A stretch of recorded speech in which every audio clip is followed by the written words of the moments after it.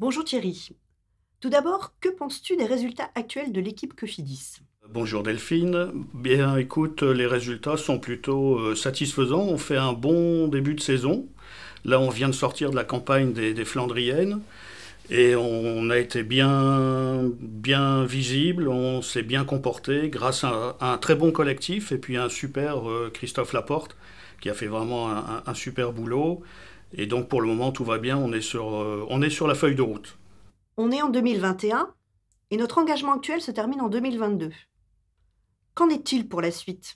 Oui, alors effectivement, notre engagement s'arrête à fin 2022 et il est important de se reposer la question régulièrement, de savoir si on reconduit ou si on arrête.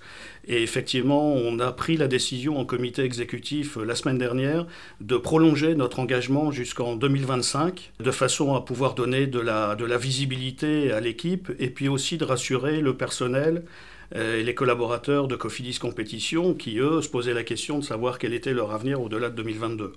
Qu'est-ce qui a vraiment motivé cette décision de prolonger? Alors, cette décision, en fait, elle est essentiellement liée à la question qu'on s'est posée de savoir si notre engagement dans le cyclisme continuait à profiter à la marque Cofidis. Et unanimement, on a répondu que oui, que ça continuait à servir la marque Cofidis, que ça soit en termes de notoriété ou en termes d'image. Et ça, dans tous les pays où la marque Cofidis est implantée, hein, puisque c'est vrai en France, mais c'est vrai aussi dans les 8 autres pays où la marque Cofidis est implantée. Donc, intérêt en termes de notoriété, en termes d'image, en termes de communication également, aussi bien d'ailleurs de la communication externe que de la communication interne. Donc, on a pris cette décision de poursuivre en considérant que c'était toujours bénéfique pour la marque. On comprend tout l'enjeu pour la marque et la visibilité externe. Quel est l'intérêt pour l'interne? L'intérêt pour l'interne, c'est de continuer à associer le plus possible les collaborateurs à cet engagement.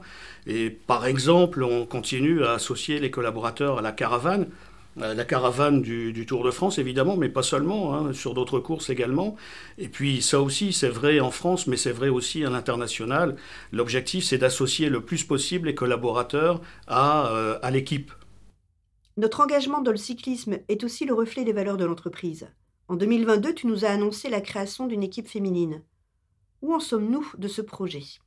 L'équipe cycliste doit être le reflet de ce qu'est Cofidis et de ses valeurs. C'est la raison pour laquelle on a pris la décision de mettre au point un dispositif complet, avec une équipe pro, hein, qui dure maintenant depuis 25 ans, mais aussi avec une équipe handi, qui a 10 ans maintenant d'existence, et une équipe féminine qu'on va créer à partir de 2022.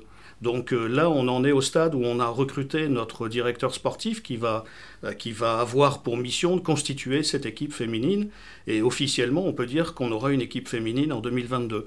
Donc le dispositif sera complet, équipe pro, féminine, et puis équipe handi. Et c'est bien le reflet des valeurs de diversité, des valeurs de parité, et aussi d'ailleurs de lutte contre l'exclusion.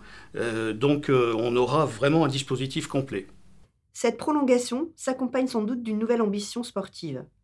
Peux-tu nous la partager? Oui, alors cette décision de prolongation, elle s'est accompagnée également par une augmentation de budget. L'idée, c'est de donner la possibilité à l'équipe et au staff de pouvoir s'inscrire dans la durée, donc de pouvoir avoir déjà une visibilité sur le moyen terme, et puis de construire progressivement un projet sportif, avec au cœur de ce projet la notion de performance. Donc l'augmentation de budget va permettre de se renforcer et de pouvoir continuer à progresser sportivement sur la durée.